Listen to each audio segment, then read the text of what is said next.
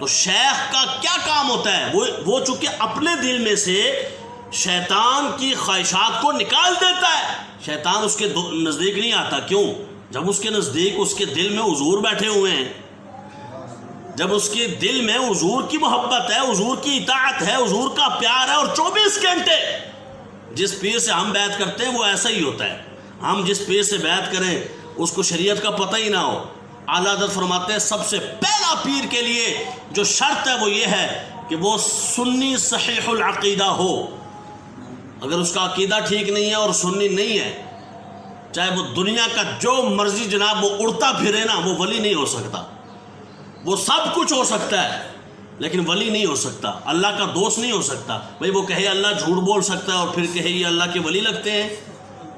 وہ یہ کہے رسول اللہ کا خیال نماز میں نعوذ باللہ گدھے کے خیال سے بھی برا ہے، اور پھر یہ بھی کہ فلاں کا یہ عقیدہ ہے مگر پھر بھی یہ اللہ کے ولی ہیں. کیوں؟ سفید بوت ہے. یہ کیا بات ہوئی؟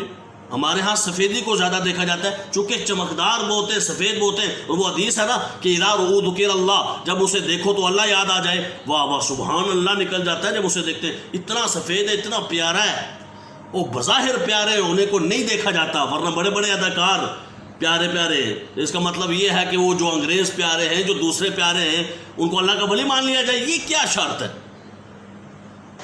حدیث کا معنی یہ نہیں ہے کہ بظاہر شکل و شباہت اس کے خد و خال پیارے ہوں تو آپ کہیں جناب چونکہ نین نقوش بہت اچھے ہیں اور بڑے ہی سوہنے لگتے ہیں دنیا کو، لہذا وہ پیر بہت بڑا ہے.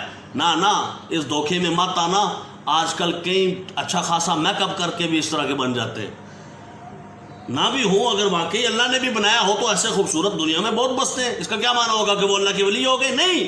فرمایا اسے دیکھ کر اللہ یاد آ جائے. کیسے؟ کہ اس کی چال ڈال گفتار کردار ایسا ہو، بولے تو لگے جیسے مصطفیٰ کے بول بولتا ہے، چلے تو ایسے چلے جیسے حضور چلتے ہیں.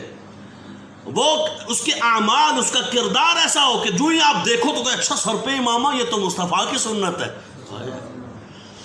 داڑھی ایک مشت، ماشاءاللہ یہ تو حضور کی سنت ہے. دیکھو تو خدا یاد آ جائے. کیا؟ کہ جو رب نے بتایا اس پر عمل کر کے دکھا رہا ہے. یہ سر سے لے کر پاؤں تک تنویر ہی تنویر ہے، نور ہی نور ہے. دیکھو جس طرح حضور نے بتایا ویسے ہی ہے. اس کے کردار سے، اس کے افعال سے، اس کی چال ڈال سے، اس کو دیکھنے سے، اس کی وضع قطع سے پتہ چلے. اور اگر آج کے دور میں اگر کوئی ہے، بہت سارے قسم خدا کی جگہ جگہ ہیں، لیکن جس پہ نظر پڑتی ہے نا تو پتہ چلتا ہے یہ وہی ہیں جو داتا علی حجویری کے ماننے والے ہیں، یہ وہی ہیں جو خواجہ غریب نواز کے ماننے والے ہیں، یہ وہی ہیں جو خواجہ ہند الولی اور شیخ شہاب الدین سہروردی رحمۃ اللہ علیہ کے ماننے والے ہیں، یہ وہی ہیں جو خواجہ معین الدین چشتی اجمیری کے ماننے والے ہیں، یہ وہی ہیں جو غوث اعظم کے ماننے والے ہیں، یہ وہی ہیں کہ جو خواجہ بہاؤالدین نقشبند رحمۃ اللہ علیہ کے ماننے والے ہیں. جو ان 4 سلسلوں، دیکھیں کتنے سلسلے ہیں؟ 4. یہ تصوف کے جو سلسلے ہیں یہ 4 ہوتے ہیں. یوں سمجھ لو اگر آپ کہیں جی مدینے کے رستے کتنے ہیں، میں کہوں گا جی 4 رستے ہیں. کیا جناب؟ ایک راستے کا نام ہے نقشبند، ایک راستے کا نام ہے سہرورد، ایک راستے کا نام ہے چشت، ایک راستے کا نام ہے قادریت. تم جس راستے سے جاؤ چاہے قادری بن کے جاؤ، تم ادھر سے جاؤ گے تو قادری کہلاؤ گے. یہ قادری رستہ ہے، یہ چشتی رستہ ہے، یہ سہروردی رستہ ہے، یہ جو ہے وہ نقشبندی رستہ ہے، یہ چشتی رستہ ہے. تو جہاں بھی جاؤ گے تو اینڈ مدینہ ہے. جس راستے سے بھی جاؤ گے نا، یہ راستے ہیں مختلف. کوئی کہتا ہے ادھر سے میں ایزی پہنچ جاؤں گا، یہ ذرا مختصر اور آسان رستہ ہے. کوئی کہتا ہے نہیں میں سمجھتا ہوں یہ راستہ میرے لیے سوٹیبل ہے. کوئی کہتا ہے میں ادھر سے چلتا ہوں. کوئی کہتا ہے کوئی بات نہیں مجھے یہاں سے نزدیک پڑتا ہے میں ادھر سے چلتا ہوں. جہاں جاؤ گے نا ادھر سے ہی جاؤ گے، ادھر سے جاؤ گے، ادھر جہاں سے جاؤ گے اینڈ مدینہ ہی ہے، آگے حضور کو پاؤ گے. تو جس راستے پہ بھی چلو ہمیں کوئی غرض نہیں، پر چلو صحیح. بند راستے پہ کوئی نہیں چل سکتا. یہاں لوگ بند راستے پہ چلانے والے ہیں. ہم کہتے ہیں کہ راستے ہیں ان پہ چلو.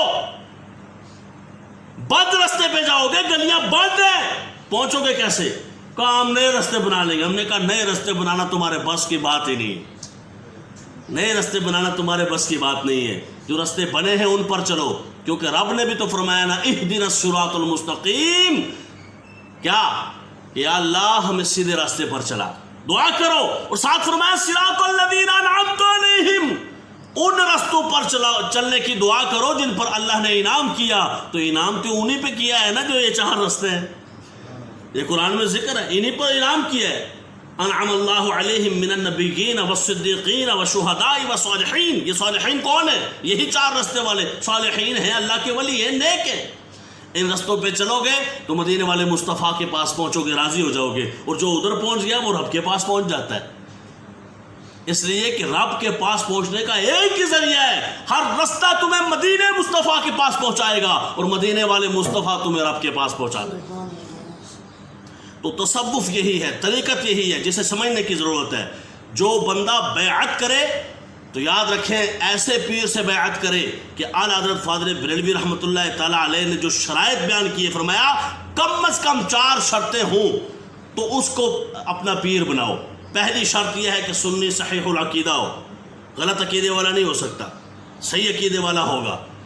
ٹھیک ہو گیا جی. جو کہے جی قرآن پاک کے پارے اتنے 30 جو ہے نا جو ابھی قرآن ہے یہ اصل قرآن نہیں ہے، اصل قرآن جو چھپا لیا گیا صحابہ نے، سمجھ لو اس کا عقیدہ ٹھیک نہیں، وہ پیر ہی نہیں ہو سکتا. جو کہے رسول اللہ صلی اللہ علیہ وآلہ وسلم کے حوالے سے نعوذ باللہ لفظ ذلیل استعمال کرے، ٹھیک ہے، بدر میں اللہ نے تمہاری مدد کی جبکہ تم ذلیل تھے، استغفر اللہ العظیم، اس طرح کے جملے استعمال کرے. یا کہے محمد کے برابر تو کروڑوں پیدا ہو سکتے ہیں، اس طرح کی باتیں کرے. اور کہے کہ حضور کے بعد بھی کوئی نبی آ سکتا ہے، گنجائش موجود نکالے، تو پتہ چلا ایسا پیر ہو ہی نہیں سکتا. ایسا کوئی ماننے والا بھی کبھی پیر نہیں ہو سکتا. سنی صحیح العقیدہ ہو. نمبر 2، عالم دین ہو، دین کا علم رکھتا ہو، ضروریات زندگی کے مسائل خود کتابوں سے نکال سکتا ہو. آج بتائیں کتنے ایسے موجود ہیں. نمبر 3، فاسق معلن نہ ہو، فاسق نہ ہو.